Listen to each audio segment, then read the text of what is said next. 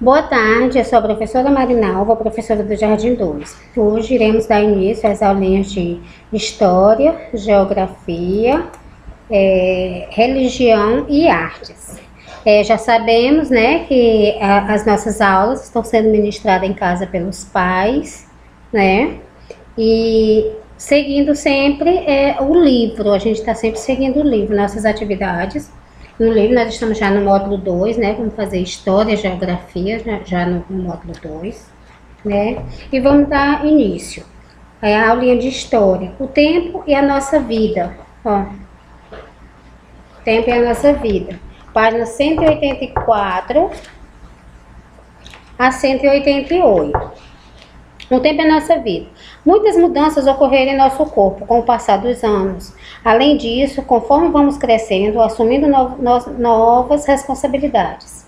Aí a gente vai observar, né, as diferenças, né, as diferenças que ocorrem no decorrer do tempo. Vou pedir às crianças para observarem e responder algumas indagações que tem aqui ao lado. Descreva as pessoas retratadas na fotografia, né? Ele vai dizer como é, se é um adulto, se é uma mulher, se é uma criança. Ele vai descrever, observar a fotografia e descrever e escrever embaixo. Em que fases da vida essas pessoas estão? Observar e dizer se essa está é um adulto, é uma criança, é um jovem. Quais são as transformações que a passagem do tempo pode causar em uma pessoa, e a criança vai responder. Na segunda página, todo mundo tem uma história. Nosso assunto de história, é passado para 2 dias na semana, né? Por isso que a gente leva de uma vez só, mas ele é dividido em 2 dias na semana. Não precisa o pai fazer de uma vez só, o pai pode fazer uma página, 2 páginas, no outro dia fazer lentamente, para que a criança não fique cansada. Todo mundo tem uma história, vai observar e responder de acordo, tá pedindo, né, o livro.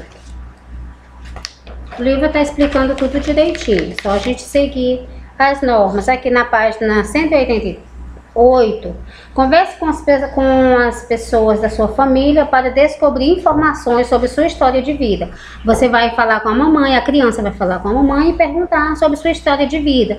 Ou seja, quando ela nasceu, se a mãe planejou ter o filho, e aí tudo que aconteceu desde quando ela nasceu até o dia de hoje. Conte a seus colegas o que você descobriu e mostre seu desenho a eles. Que aqui pede aqui, depois da conversa, faça um desenho representando algo que você descobriu sobre a sua história. E em seguida, você vai juntar com os colegas. Como não estamos em casa, você pode mostrar para alguém, algum coleguinha de casa, alguém da família, o que você descobriu sobre a sua história. Terminando a explicação de história, vamos para a geografia. Geografia, a gente vai falar sobre as moradias, são construídas de materiais diferentes, né? A gente vai observar as fotografias, né? E mostrar para eles como elas são construídas. Tem umas que são construídas de madeira, outras são construídas de tijolos, né? As formas de como são construídas. Tem umas que são construídas de barro, de madeira. Tem outras que também são construídas apenas de lona.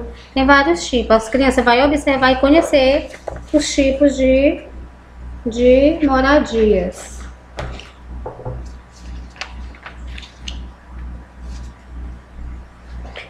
Em seguida, na página 208, outra atividade, ligue a imagem de cada moradia aos principais materiais que foram utilizados para ser construídos. Então, a gente vai observar, tem o tijolo, tem o barro, tem a madeira. E a criança vai observar e vai fazer essa ligação, vai ligar. Substitui desenho por letras. As crianças vão observar os desenhos, qual a letra que ela corresponde e vai montar as palavrinhas, ó. Cada desenho representa uma letra. Aqui tem os desenhos, a criança vai montar a letra correspondente ao desenho e depois vai descobrir qual é a palavrinha que está escrito. E a página 210, pesquisa em revistas, jornais ou outros materiais, figuras que mostrem diferentes tipos de moradia. Recorte e cole as figuras no espaço abaixo. Só pesquisar e colar, viu? Os tipos de moradias. Agora vamos para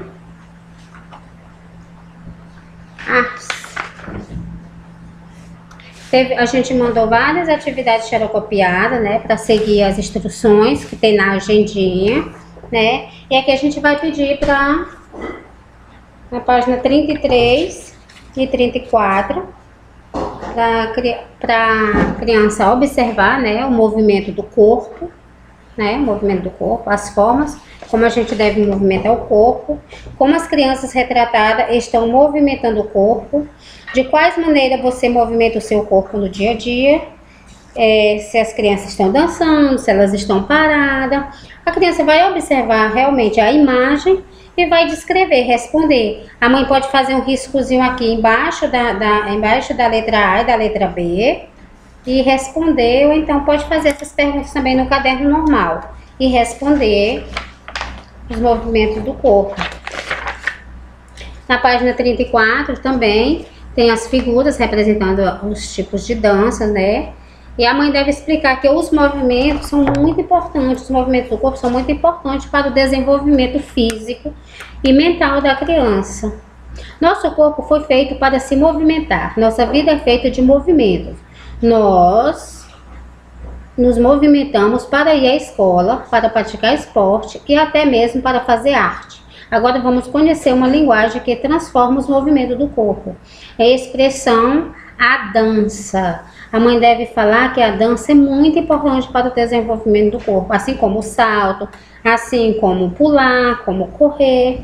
São esses movimentos que desenvolvem o corpo da criança. A criança se desenvolve em todos os aspectos.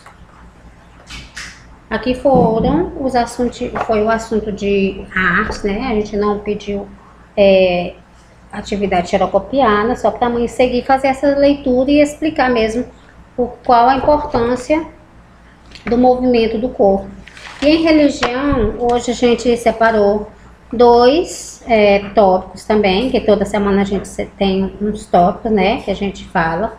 Hoje o primeiro fala assim: você tem, não inveja.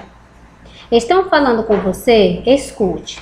Explicar para as crianças que quando ela não tem um brinquedo, ela não deve invejar os brinquedos dos outros. Explicar o que é inveja. O que é inveja?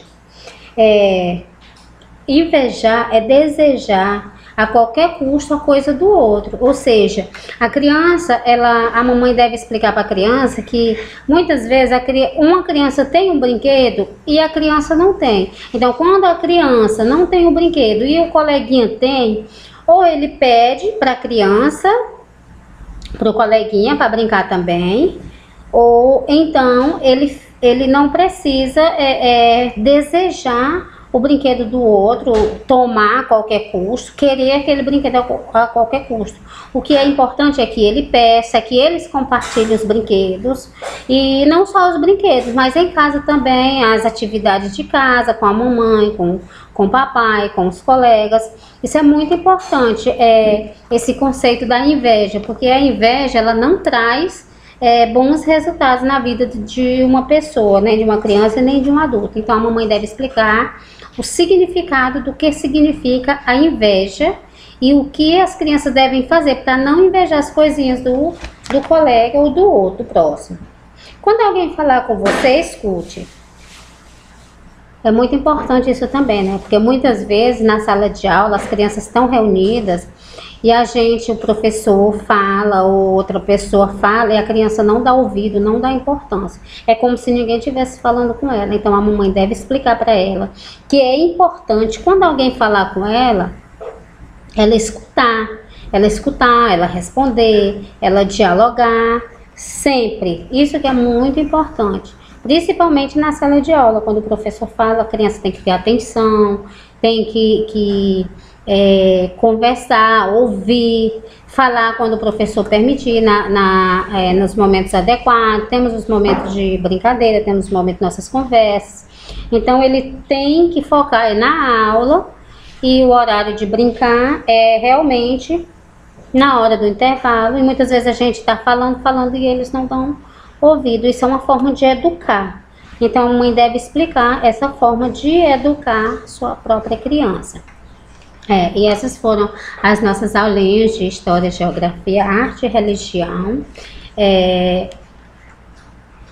Muito obrigada.